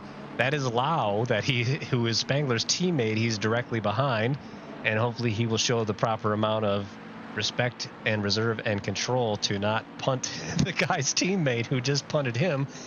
And Mr. Sir's all over the back of Spangler. Oh boy, Sir has closed that gap with everything going on up front. This has all allowed Manning to run away with this race out front again. And it looks, as of right now, that nobody's, as long as he doesn't have any issues, nobody's going to be able to touch him. So he will be your winner for 7 out of 8 races for this season. That's unheard of in D1. Fantastic season out of him. But we will keep a close eye on this battle now, as looks to follow in Red Bull's footsteps for this week and be a 1-2 if Sir could get around Spangler. Sorry, you're right. I probably called it a little too early, but we will see what happens.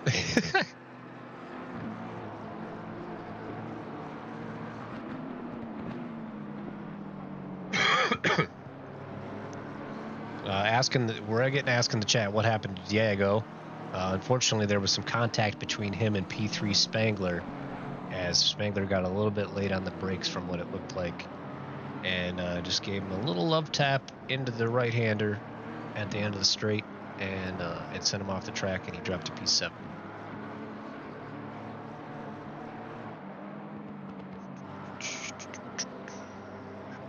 I'm going to shut down the pit for just a minute here, folks, as we focus on our lead battles still here, but we will be back with that towards the end of the race.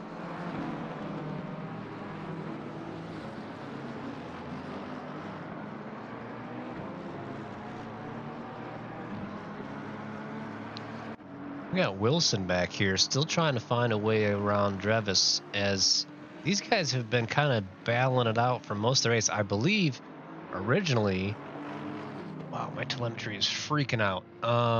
Sorry about this. That's, I had to shut mine down real quick. That's why we had to close the pit down. I wasn't able to get to my File Explorer.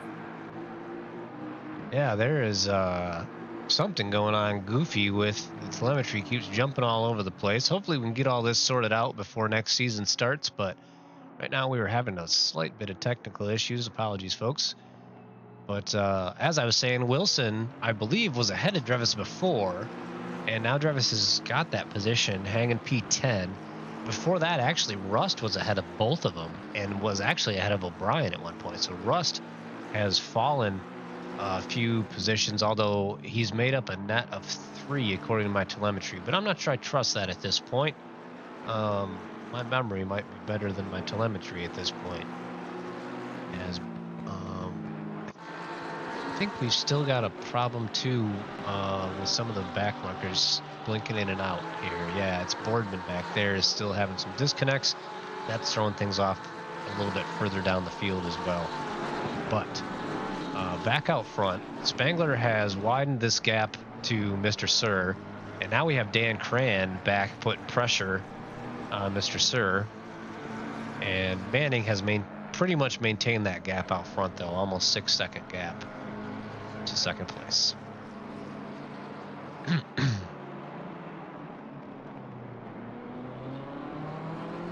Leak the next season quali track. Yeah, like I know the next season quali track. Come on, man. I'm just a commentator. How informed do you think I am? But you were in it's Valencia. I haven't even looked. Nah, I'm just kidding, yo. Valencia is my favorite track, so that's what my fingers are crossed for. Oh, you were just trying to start that hype? You could have let it hang, dude. I wouldn't have known. No, then I would be labeled a liar. All right, we will go ahead and get our pit back online so we can hopefully monitor some more of the race for you guys.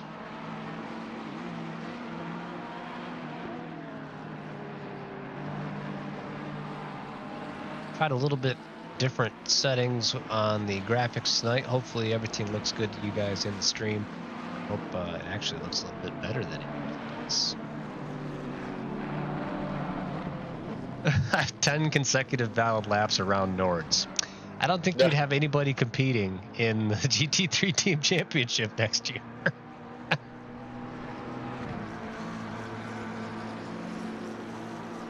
Jess says he's already out. No way he's getting that done.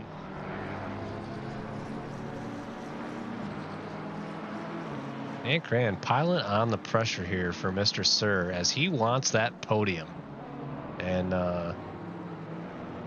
he's not going to go home until he tries his best to get it, as any D1 driver should. Gets a little washed out on that curve out there, though. Mr. Sir still doing his best to hold down that last podium position.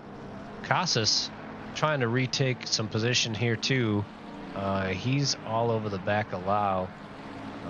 He's got to be extremely frustrated after that incident with Spangler. And just super unfortunate that sometimes even drivers at this level can get it wrong.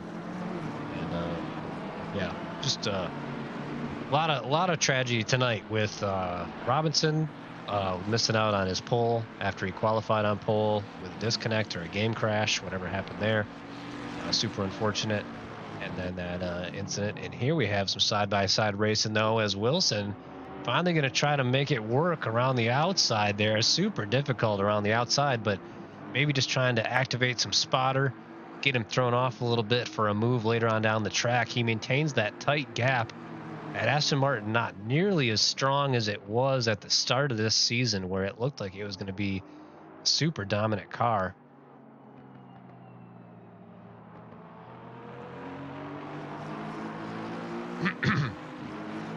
Wilson able to hold a tighter line right there, but Drevis able to get a much better exit onto the front straightaway. As I continue to get small blips in my connection, telemetry, and sim sometimes. So hopefully things don't all come crashing down here in the last 3 minutes. Everybody keep your fingers crossed and say your prayers there in the chat. And yeah, thanks for joining us there, BB Johnson. Yeah, we try to do a good job, and hope you check out SRA.gg as it was just put in the chat. It's a fantastic group here. Rand almost just ran into the back of Sir going to Brooklands. Had to back out of it. They've been following each other for, goodness, it'd been 5 laps or so, about a half a second. We got side-by-side racing here with Wilson and Drevis, as Wilson is going to take this position away. It looks like, although Drevis not giving up without a fight, still holds the inside into the chicane. And Wilson, and get a little over-under as Drevis continues to walk it back the inside now as they go down the high-speed towards the... Oh, there we go. Wilson finally sneaks it out in front. Fantastic overtake there. That took just strategic planning. Also, a lot of balls to go side by side through the right-hander, and they didn't even touch each other the whole time, folks. That's fantastic racecraft right there, and you only see it here at SRA Division 1. Manning coming up to start the final lap of the season, and just to go back to the Spangler and Casas incident, when you commit to a move, there is no backing out of it. At this level, you're already on the limit. When you commit to a move, you have to stick with it. Yeah, and it does look like Casas did get around Lau at some point. Sorry we missed that, folks, but he did make up that position back to 6th. I totally agree. At this level, when the margins are as close as they are, when you've committed to a move, it looked there, and I don't want to say too much about it. Obviously, the stewards will sort it out, but it looked like Spangler just got later on the brakes than he intended to, and possibly at the same time Casas was earlier on the brakes than he was by just a tiny bit. And like we said, at these margins, that's all it takes, is that tiny bit of one person being slightly earlier and one person being slightly later. And I'm not sure Spangler was even going for a move right there. He was possibly The just positioning of his car, it almost looked like he was in the center of the road. I only saw one angle of it, but it almost looked like he was in the center of the road, either trying to fake a dummy or actually make a move, but he was quite a ways back. So Yeah. I'm like you, I don't think he was legitimately going for an overtake. But either way, the incident's been finished now as Lau goes a little bit deep there, as Casas has been able to keep this McLaren behind him without incident so far, and we will hope that continues as this race comes to an end. The time has run out, so as Manning crosses the line up ahead here, he will be your race winner as he goes through our final set of corners. He will win 7 out of 8 races here in season 10 at SRA Division 1. Fantastic season out of him, completely dominant. What a fantastic season. What a great job he did. And Spangler bringing it home in second place. Mr. Sir behind him. Dan Cran fought hard but could not take that last step of the podium away. Flamger bringing it home in P7, I believe. So the positions are getting mixed up now as cars leave. But Lau further back as Casas runs into the wall. Maybe a little bit of frustration there at the end. None of this affects anybody's safety rating, so nobody really cares. As everybody gets a little bit wacky, O'Brien was able to finish in the top 10 in that Audi. Did really well. Wilson is your first place silver driver with a fantastic job getting around Drevis there in that last lap. That was a fantastic pass to watch. And that rounds out your top 10. And you guys can see the rest of them bringing it home here. Rados also venting a little bit of frustration, running over the braking markers as he had numerous incidents in this race. And Brooker Quigg as well rounded out. Coadromo, unfortunate that he got into an incident earlier as well. A little bit of contact. Looks like he did take the time to get that car fully repaired, so that would be why he was so far back. Specht also had an incident, and I believe Crown was involved in that incident with Coadromo. So they rounded out as they are all in the pit lane now. We will round out our broadcasting of the racing, but stick around, folks. We have some fantastic action coming up here for you as we will get some of these drivers in and get their final thoughts on this season and how they think everything went. We will see what else we can see from their standpoint, as oftentimes they have a little bit different story to tell than what we saw on the camera. So let's see what they think about some of the racing action as we will look up who's who in our race chats and see who we can pull in here. Our Division 1 drivers, they take a little bit more time to decompress. They're not readily available right after. And Yeah, I don't think P2 and P3 there for the majority of the race are going to be readily available. yeah, those guys were probably sweating it out. I don't think we necessarily want to talk to them right after that anyway. There might be some sort of biological needs that need to be taken care of. And we don't want to hear that on the broadcast, I don't think. But man, some fantastic racing out there. Maxie, what are you taking away from this race? Well, I was hoping at the start we were going to have an incredibly close, tight battle the whole way through, and boy, did these guys deliver. We had low second gaps the entire race. We had overtakes being attempted the entire race. I think the field spread at the end was only about a minute. And after an hour's worth of racing with almost 30 cars, that's incredible. You know, and the top 3 gave us an incredible battle, bar the one mishap. Probably one of the best races of the season. In all honesty, I really enjoyed myself. Thank you to everybody that was watching tonight. It sounds like the chat was really popping tonight. A little bit rambunctious over there, but yeah, it was a fantastic time with everybody over there. Really appreciate everybody that hops in the chat and contributes. It's really makes it fun for us to have some engagement from the audience, and hopefully we make it fun for you guys as well, because you know, we're not doing this for anybody else's benefit but yours. So we will just hopefully be able to get some of our leaders in here. Let's start with our dominant race winner for the whole season here, as we have Manning available for interview. We'll bring him into the booth. Michael Manning, you got Dudley Do-Right, Maxie Poe here in the booth once again. Can you hear us all right? Yes. All right, man. This is getting to be a pretty big habit. I mean, you got 7 out of 8 this season. That's incredible. Fantastic job. How did you do it, man? Tell us. What's the secret sauce? Man, combination of pedals, BMW.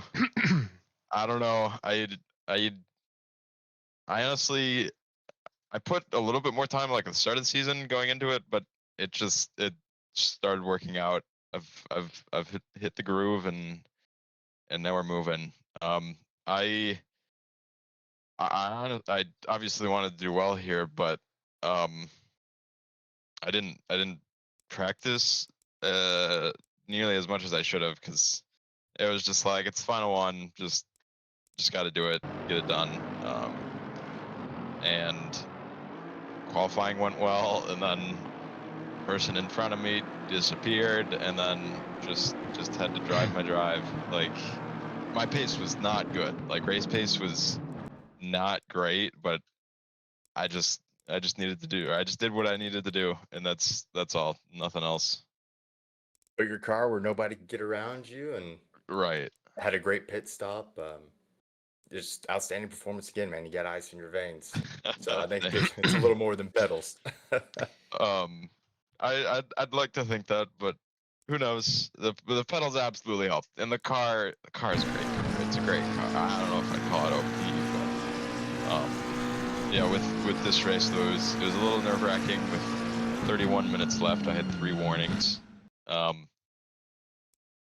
Just a whole lot of okay, I haven't complained about the BMW once this season. Like, here, it actually felt not great. Yeah, it looked like you had some more pressure on you tonight. Understeered. It was all over the place. Like, except for like qualifying, it was like understandable, but in the race, it was just a mess. But yeah, it looks like you had to deal with quite a bit more pressure than you have the rest of the season tonight. Yeah.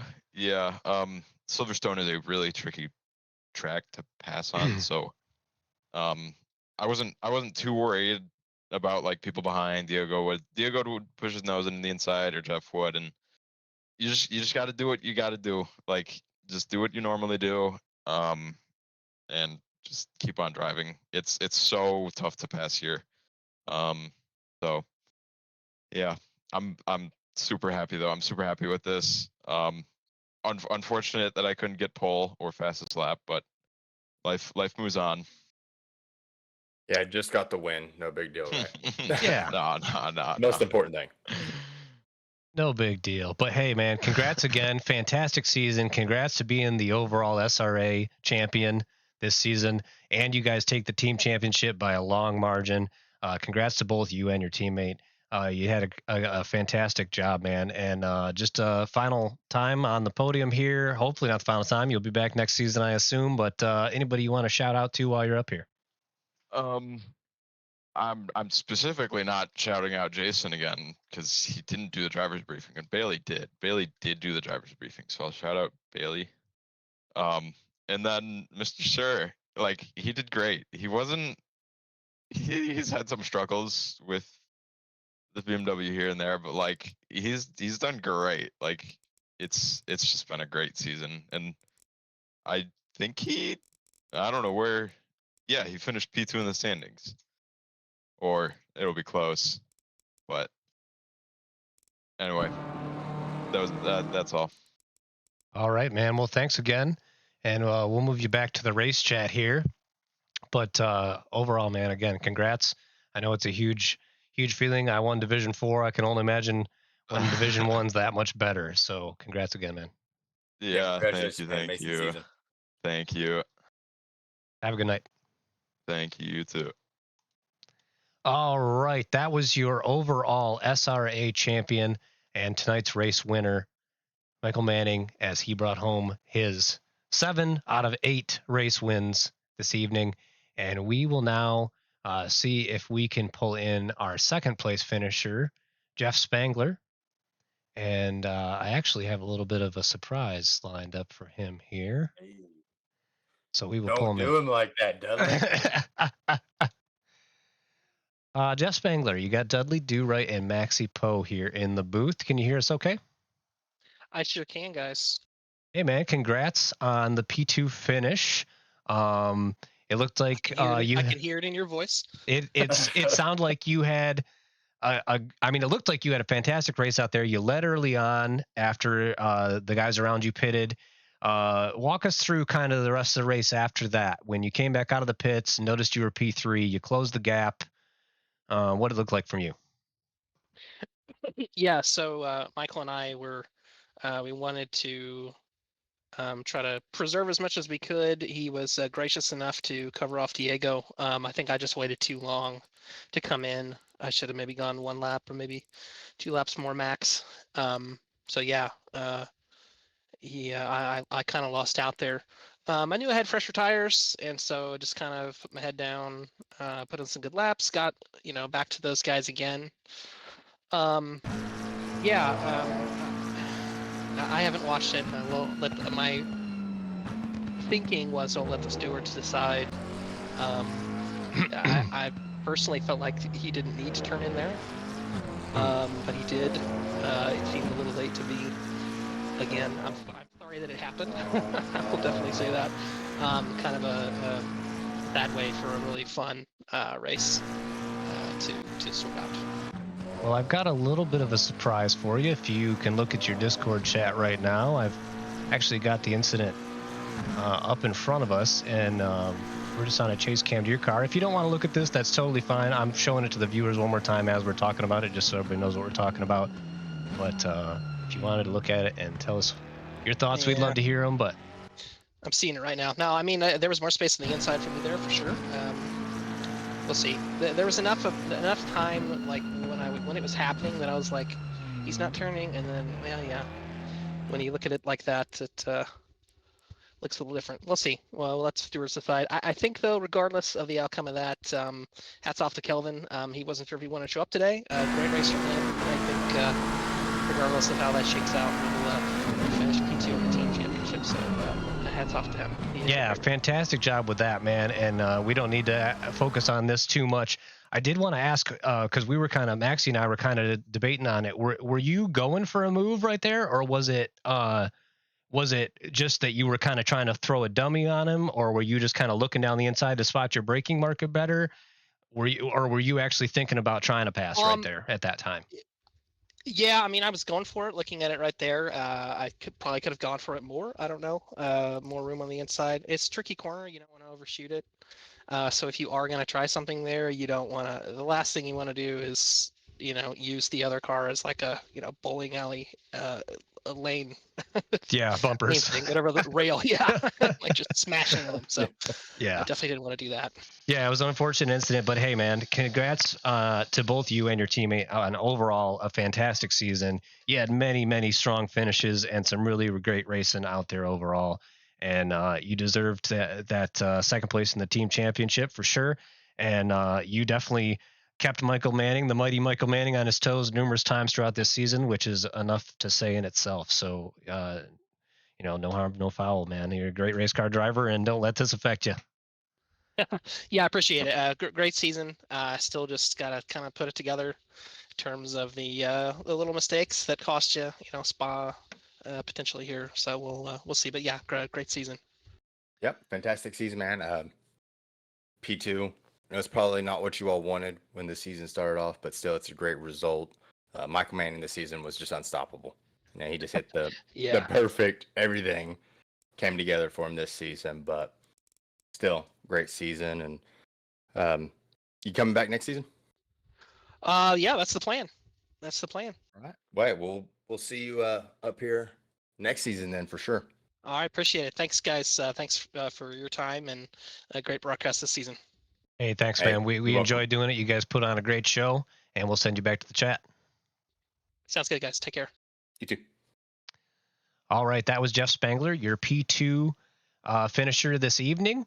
second step on the podium, and we are about to bring up our third place finisher here in just a second, as we will get Mr. Sir, Manning's teammate here. I believe he's still in the chat. I'm just trying to hunt him down here. Yes, there he is. And we will pull him up to the chat. Mr. Sir, Dudley Do-Right and Maxi Poe here in the booth. Can you hear us all right? Yeah, what about me? Hear me all right? Yeah, we can hear you loud. great, man. Loud and clear. Congrats on the P3 tonight. Congrats on the team championship overall for the season. You and Manning just seem to really hook up in that BMW this season. And then this race, man, we were kind of looking at the standings overall. I think you qualified like 8th or 9th, somewhere around there. And next thing we knew, you were up like P4, man. Great result for you. Walk us through what it looked like from your end. Yeah. I, coming in again, didn't have the highest expectations with the setup of the car. If you go over to the D1 chat, it's just Michael going on about how understeery and then oversteery and then random understeer of the car. So had to fight that, and so coming in was pretty happy with P9, to be honest, and I knew those guys were just going to pull away up in front, so just focus on racing my race and see what came out of it. Got fortunate, and I think it was P3 at the end, but we'll see how things shake out. Well, yeah, we're watching a little bit of a highlight reel of you right now, and it looked like, for the most part, you kept it really clean all the race. Did you have any trouble with any track cuts or anything else that you were struggling with for the car most of the evening? One track cut that was legit. The second track cut was a joker towards the end, just going off into T1. I've told the guys I was probably nursing a rear right puncture for a good 20 minutes, so I had to deal with that, and it finally gave way in the last couple of laps. But yeah, I mean, other than the car having trouble with that, it felt good after the new tires, obviously, and the half fuel, but yeah, the start was really rough, and then hanging on there with a mad Ferrari for 30 minutes was nerve-wracking. I'm glad that race is over. Yeah, it looked like a few people were hanging on, and you gained a position there towards the end, and also we saw you putting some pressure on Spangler towards the end. Was the incident visible to you ahead, or did you see what happened when all of a sudden you gained a position? What went through your mind then? No, those guys were too far up the road. I heard something happen through crew chief, and then saw kind of the aftermath, but I didn't get to see what actually happened. I haven't even looked at the replay, honestly, to see what happened, but yeah, I don't know. At that point, the tires were still so far gone that if I get the position, great. If I don't, hanging on to P3, I'm more than happy with that. Yeah, well, fantastic work overall, man. Fantastic season for both you and your teammate. You guys did a great job to bring it home. P1 in the team championship, and you're Manning P1 overall. So, yeah, man, fantastic job. Look forward to hopefully seeing you again competing next season. And yeah, what's your concluding thoughts on this season? I need a break.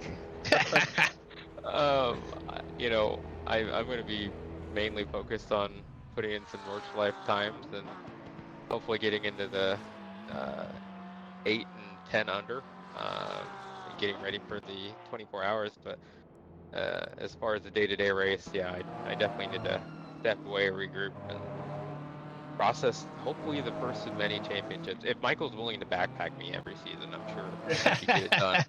You might have a chance at it. Yeah.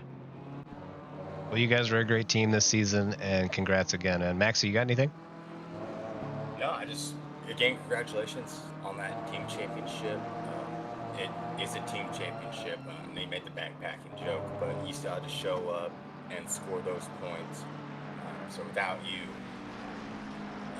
Mike Manning would have not won the team championship. So you still put in the work. You still got good results. So just congratulations. Well, hey, I appreciate it. And, thinking about it too, it's still P3 or P2 for me.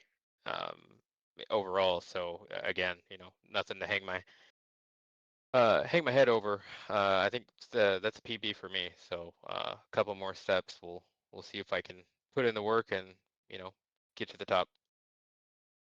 Fantastic, man. We'll let you get back to the race chat and enjoy the breakdown with everybody else. But yeah, congrats again, man, and hopefully we'll see you next season.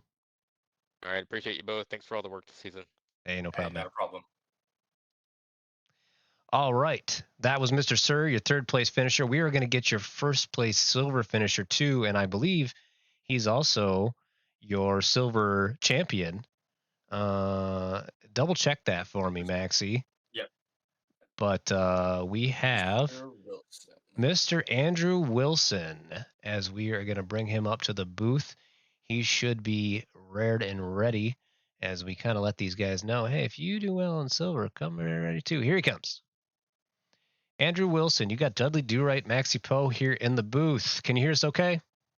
Yeah, I can. How are you guys? Hey, doing fantastic, man. And I think you should be doing fantastic too. Locked up the silver Division I championship here at SRA for season 10 and wrapped it up with a race win. How are you feeling, man? Pretty good. I honestly didn't expect to be I guess P1 silver. Honestly, that was a surprise to me. But yeah, super happy. And we got. Great season, man. Kind of walk us through your race a little bit. Were you expecting to do so well tonight? Yeah, I felt like I had decent pace. I think John Crown, he was definitely the fastest out there, but he had some unfortunate things happen to him out of his control. But no, otherwise, yeah, the pace was good, and I started realizing, the timing of the pit stop is going to be crucial, and yeah, just trying to stay out of trouble and be gentle on the tires. Did you going in? Did you already pick a time that you wanted to pit? A lot of people kind of started around that 35-minute mark. Those seem to be the guys that moved up, that stayed out on those warm tires, didn't fare too well. Yeah, I knew my race was against Dreebs, and he went a lot earlier than I was ever planning to. But pretty much, I just had in mind, let's just split this race in half and give or take a lap. Let's see where everyone's at. And luckily, the tires played in a big part in getting by Dreebs towards the end of the race. Yeah, the tires seem to be a pretty big game changer. On that note, how did you feel about some of these alternative pit strategies that were a little bit more integrated this season? Did you like them? Did they throw a wrench in a lot of the plans for you? Did they make the racing more exciting? What do you think about that? I think it makes it more exciting. I think it's good to have a combination of tracks where we get a tire change and we can really just kind of push even harder. But yeah, I do like the change in strategy. I think it just keeps things fresh. Yeah, fantastic stuff, man. We're actually on the broadcast right now taking a look back at this incident you were talking about with Crown on the first lap. It looks like Lehman and he were side by side and just kind of ran out of space there. Actually, it was Rados that actually made the contact, but then multiple contacts after that, which dropped him quite a few positions. But you're saying you think he would have been ahead of you probably there at the end if he hadn't had an incident? Yeah, easily. His quali pace was really good. It was just as good as it was on the practice servers, even better on the practice servers. But no, the race pace, the quali pace for him was really good. Yeah, I think he was almost top 5 overall. I think it ended up being 7th overall. Yeah, and I think he was second on the leaderboards there. So yeah, it stinks to see that happen to him because I know that probably was his race if that wasn't the case. Well, it's your race now, man, and congrats again. You had a fantastically consistent season, which shows in the fact that you are our silver champion for Division I in SRA Season 10, and that's something to be proud of, man. That's something to pin on the wall forever. So congrats, man. That's a big achievement, and look forward to hopefully seeing you back next season for some more competition. What do you think? Absolutely. Looking forward to it. I don't know if I'll be in gold this time, so that's going to be a different story. But yeah, super happy, and thank you guys for what you do as well. Hey man, thanks for stopping by the booth. Yeah, you guys put on a great show out there and make it fun every night. So we'll send you back to your race chat now, and hope you have a great evening. You too, guys. Thank you. All right, that was your silver champion for Division 1 SRA Season 10, Andrew Wilson, as we sent him back to the race chat. These guys are going to break it down. Hope you guys enjoyed the broadcast this evening. I added a little bit extra element there of hopefully some a little bit of replays of the race action here to the interview to keep things a little bit more interesting. We'll integrate, and yeah, thanks, Jess. Thanks everybody in the chat. Happy to do these broadcasts, man. It's a little bit of work, but boy, is it a ton of fun. And Maxie, thanks for being my co-host most of the season. There was a couple of them that we had to miss there, unfortunately, but overall, man, great season. Your concluding thoughts here? Hey, thanks for having me. Still very excited that you dragged me up here that one night. Didn't know it was going to turn into a every week thing, but couldn't be happier. It's so much fun, like you said. It is a little bit of work, but it's a lot more fun. But concluding thoughts on the season. I'd never thought that somebody would end up with a points tally like Michael Manning did. That was wild. But nobody gave up. And I think that is the defining point here. Every week they would put in the laps, trying to track this guys down. We still had, almost 30 drivers showing up every single week, even after the championship had essentially been locked up. And the racing was great. There was no major incidents to speak of on first laps. I know there was always the occasional door banging, but incredibly clean racing and just overall good season for the guys, and then go and take a nice month-long break. Well deserved. Couldn't have said it better myself, Maxie. And yeah, thanks again to everybody who contributes here at SRA, including the drivers. We couldn't have a race without the drivers, and they do a fantastic job week after week. It's extremely respectful racing, well represented here at SRA, and we're just excited to be a part of it, be a front row seat, if you will, and excited to take you guys along for the ride. Thanks to everybody who tuned in to our broadcasts. Hope to see you again next season as we conclude Season 10 here of Division 1 for SRA GT3 Team Series. Hope to see you back next season, and we will let you know when things are going to kick off, and see you back then.